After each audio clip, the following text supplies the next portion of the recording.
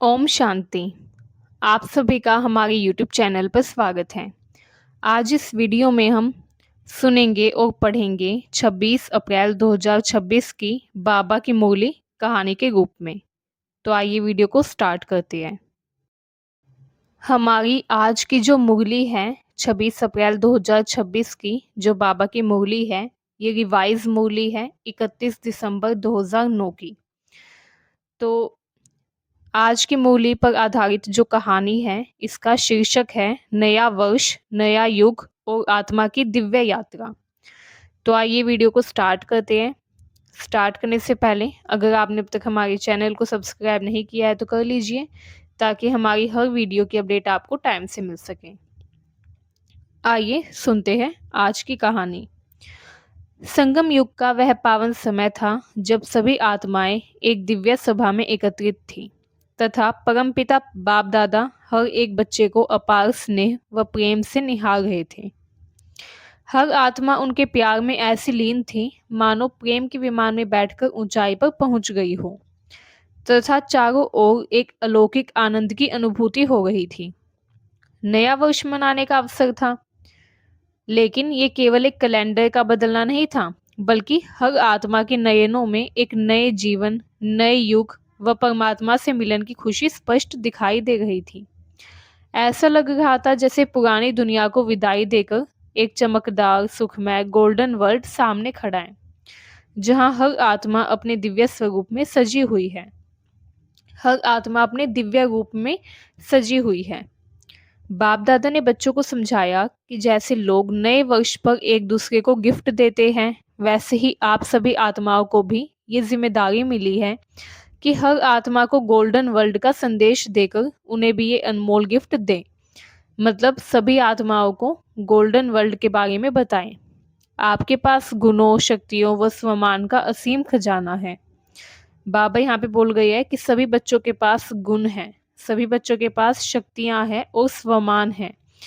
ये खजाना बहुत अमूल्य है तथा इन्हीं खजानों को बांटकर जो बच्चे हैं वो दूसरों के जीवन को बदल सकते हैं। तो बाबा यहाँ पे बता रही है कि हम सभी को हमारे अंदर जो खजाना है गुण, शक्ति और स्वमान का, वो खजाना हमें दूसरों को भी बांटना है ताकि दूसरों का जीवन भी बदल सके। आज दुनिया में चारों ओर दुख, अशांति, भय व चिंता फैली हुई है।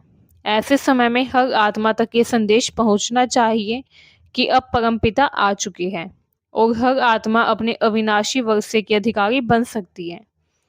बाप दादा की यही इच्छा थी कि कोई भी आत्मा इस दिव्य संदेश से वंचित ना रह जाए। इसलिए सभी बच्चों को मिलकर एक योजना बनानी है कि दुनिया का कोई भी कोना इस ज्ञान से खाली ना रहे।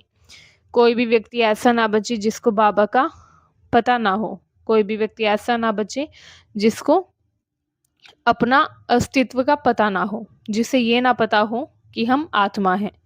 तो बाबा यहाँ पर हमें यही बोल गए है कि हमें हर व्यक्ति को आत्मा का दिव्य संदेश देना है। हर व्यक्ति को हमें बताना है बाबा के बारे में, हमारे असली घर के बारे में, हमारे वास्तविक स्वरूप के बारे में।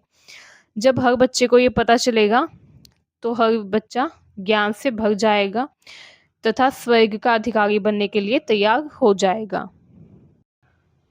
इसके साथ ही बाप दादा ने बच्चों को एक महत्वपूर्ण बात समझाई कि केवल लक्ष्य रखना ही पर्याप्त नहीं है, बल्कि लक्ष्य के अनुसार अपने लक्षण भी जीवन में धारण करना आवश्यक है। सभी का लक्ष्य है कि हम बाप समान बने। सभी चाहते हैं कि हमारे अंदर बाप समान गुण विकसित हो, लेकिन इसके लिए देह अभिमान को छोड़कर देही अभिमानी बनना होगा।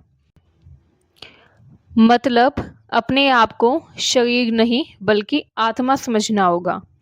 देह अभिमान छोड़ना होगा, शरीर का अहंकार छोड़ना होगा तथा अपने आप को आत्मा समझना होगा, देही अभिमानी बनना होगा।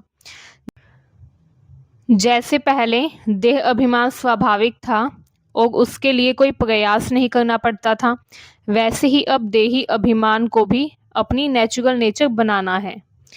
बाप दादा को ये अच्छा नहीं लगता कि बच्चे बार बार मेहनत की बात करें, बल्कि वे चाहते हैं कि आत्मा सहज, स्वाभाविक तथा मेहनत मुक्त बन जाए। मेहनत मुक्त बनने का मतलब है कि आत्मा जो है वो मुक्त हो जाए मेहनत से। जब ये स्थिति बन जाएगी तब बाप समान बनना बहुत आसान और आनंददायक लगेगा। बाप दादा ने ब्रह्मा बाबा का उदाहरण देते हुए समझाया कि इतनी बड़ी जिम्मेदारियों के बावजूद वे हमेशा देही अभिमानी व न्यारे प्यारे बने रहे। उन्होंने हमेशा ये स्मृति रखी कि करने वाला मैं नहीं बल्कि कराने वाला शिव बाबा है। मतलब जो भी हो रहा है वो मैं नहीं कर रहा, करने वाला मैं नहीं हूँ, करने वाले शिव बाबा हैं जो कि मुझ निमित्त से करवा रहे हैं। मैं सिर्फ निमित्त हूँ, जो भी होगा है वो शिव बाबा करवा रहे हैं। हमें भी यही समझना है कि हम करने वाले नहीं है, जो भी करवा रहा है वो भगवान करवा रहे हैं, शिव बाबा करवा रहे हैं और मैं केवल एक ट्रस्टी हूँ, केवल एक निमित्त हूँ। इसी प्रकार हर आत्मा को अपने जीवन में ये अभ्यास करना है कि चाहे कितनी भी जिम्मेदारियां हो, मन वचन और कर्म से स्वयं को ट्रस्टी समझकर परमात्मा को ही कर्ता मानना है। यही अभ्यास आत्मा को हल्का व शक्तिशाली बनाता है।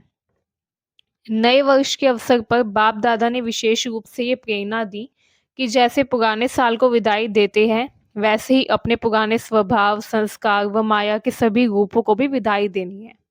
जैसे हम पुराने साल को विदा कर देते हैं, वैसे ही हमें अपने पुराने स्वभाव को, जो हमारा स्वभाव अवगुणों से भरा हुआ था, जो हमारे अंदर विकार थे, उन विकारों को, अपने पुराने स्वभाव को, अपने पुराने संस्कार व माया के सभी रूपों को भी हमें विदाई दे देनी है, उन्हें अपने आप से दूर कर देना है।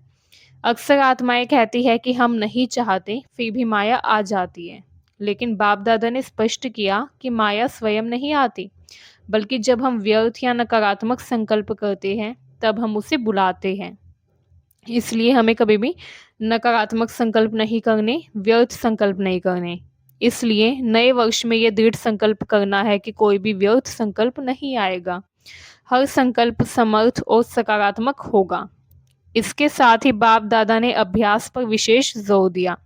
उन्होंने समझाया कि अचानक आने वाले समय के लिए अभी से अभ्यास करना बहुत आवश्यक है। अगर हम आने वाले समय के लिए अभी से अभ्यास करेंगे तो हम और भी ज़्यादा बेहतर बन पाएंगे। यदि आत्मा थोड़े समय के लिए भी एकाग्र होकर परमात्मा की स्मृति में नहीं रह सकती, तो अचानक आने वाली परिस्थितियों में स्थिर रहना बहुत ही कठिन हो जाएगा। इसलिए जितना संभव हो रोज कुछ समय के लिए गहरी स्मृति का अभ्यास हर व्यक्ति को करना चाहिए, चाहे वह 5 मिनट हो या 10 मिनट, लेकिन निरंतरता व सच्चाई के साथ होना चाहिए। बाप दादा ने स्वमान के महत्व को भी बहुत गहराई से समझाया। हर आत्मा को परमात्मा ने अनेक स्वमानों का खजाना दिया है तथा यदि आत्मा इन स्वमानों में स्थित होकर जीवन जीती है तो देह अभिमान स्वतः समाप्त हो जाता है। स्वमान को याद रखना तथा उसे व्यवहार में लाना ही आत्मा को शक्तिशाली बनाता है। जितना हम अपने गुणों व शक्तियों का उपयोग करेंगे, उतना ही ये खजाना बढ़ता जाएगा तथा माया स्वतः दूर हो जाएगी। अंत में बाप दादा ने सभी बच्चों को नए वर्ष की शुभकामनाएं देते हुए ये आशीर्वाद दिया कि हर आत्मा डबल ताजधारी बने, एक पवित्रता का ताज और दूसरा जिम्मेदारी का ताज। जब आत्मा में पवित्रता व शक्ति दोनों का संतुलन होगा, तब वह हर कार्य में सफल होगी। साथ ही ये भी समझाया कि महान बनने के लिए जीवन में मधुरता व नम्रता का गुण धारण करना आवश्यक है। अगर हम चाहते हैं कि हम महान बने, तो महान बनने के लिए हमें अपने अंदर, अपने जीवन में मधुरता व नम्रता का गुण लाना होगा। जैसे किसी वस्तु को आकार देने के लिए उसे गर्म और नरम किया जाता है, वैसे ही आत्मा को शक्ति व स्नेह दोनों का संतुलन रखना चाहिए, तभी वह हर परिस्थिति में ढल सकती है तथा सच्चे अर्थों में दिव्यता को प्राप्त कर सकती है। इस प्रकार ये नया वर्ष केवल एक उत्सव नहीं, बल्कि आत्मा के पूर्ण परिवर्तन, सेवा व परमात्मा समान बनने का दिव्य अवसर है, जिसे अपनाकर हर आत्मा अपने जीवन को व पूरे विश्व को स्वर्ग में बदल सकती है। आइए अब देखते हैं इस मुरली का सरल सारांश। इस मुरली में बताया गया है कि नया साल सिर्फ तारीख बदलना नहीं है। सिर्फ तारीख बदलने को हम नया साल नहीं बोल सकते, बल्कि ये खुद को बदलने का समय है। ये वो समय है जब हमें खुद को बदलना होगा। हमें पुराने स्वभाव, बुरी आदतें तथा व्यर्थ सोच को छोड़कर नया जीवन अपनाना है। हमें कुछ भी बुरा नहीं सोचना, व्यर्थ नहीं सोचना, अपनी बुरी आदतें हमें त्याग देनी है, पुराने स्वभाव को छोड़ देना है। हर आत्मा को परमात्मा का संदेश देना है ताकि कोई भी उस ज्ञान से वंचित ना रहे। हमें ये सुनिश्चित करना है कि हर व्यक्ति को, हर आत्मा को परमात्मा का संदेश मिले, कोई भी ज्ञान से वंचित ना रहे। हमें अपने गुण, शक्तियाँ व अच्छाइयाँ दूसरों के साथ बाँटनी है, ताकि दूसरों का जीवन भी बदल सके। सिर्फ लक्ष्य रखना काफ़ी नहीं है, बल्कि वैसा व्यवहार भी करना ज़रूरी है। हमें देह अभिमान छोड़कर आत्मा की स्थिति में रहना है, मतलब अपने आप को हमेशा आत्मा समझना है, देही अभिमानी बनकर रहना है। हर काम करते समय ये याद रखना है कि परमात्मा ही करवाने वाला है, हम सिर्फ माध्यम हैं, हम सिर्फ निमित्त हैं। माया से बचने के लिए हमें व्यर्थ विचारों को खत्म करना ज़रूरी है।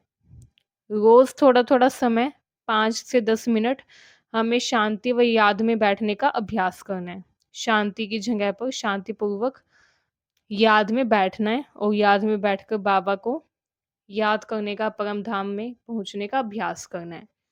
हमें रोज़ अपने आप को चेक करना है कि हमारे अंदर कोई कमी तो नहीं, हमने आज किसी का दिल तो नहीं दुखाया, हमने किसी के साथ बुरा तो नहीं किया। हर रोज़ हमें अपने आप को चेक करना है तथा अपने अंदर सुधार लेकर आना है। पवित्रता व ज़िम्मेदारी दोनों को हमें साथ लेकर चलना है, तभी हमें सफलता मिल पाएगी। नम्रता और प्यार से ही हम सच्चे अर्थ में महान बन सकते हैं। तो ये थी 26 अप्रैल 2026 की बाबा की मुरली कहानी के रूप में। यहीं पर हमारी मुरली पूर्ण होती है। अगर आपको ये वीडियो अच्छी लगी हो तो कमेंट में ओम शांति ज़रूर लिखें एंड वीडियो को अपने सगे संबंधियों को भी भेजें ताकि उनको भी बाबा का संदेश मिल सके। ओम शांति। शुक्रिया बाबा, शुक्रिया बाबा, शुक्रिया बाबा। हम रूहानी बच्चों की रूहानी बाप दादा को याद, प्यार, गुड मॉर्निंग और नमस्ते। शुक्रिया बाबा। जय शिव बाबा की।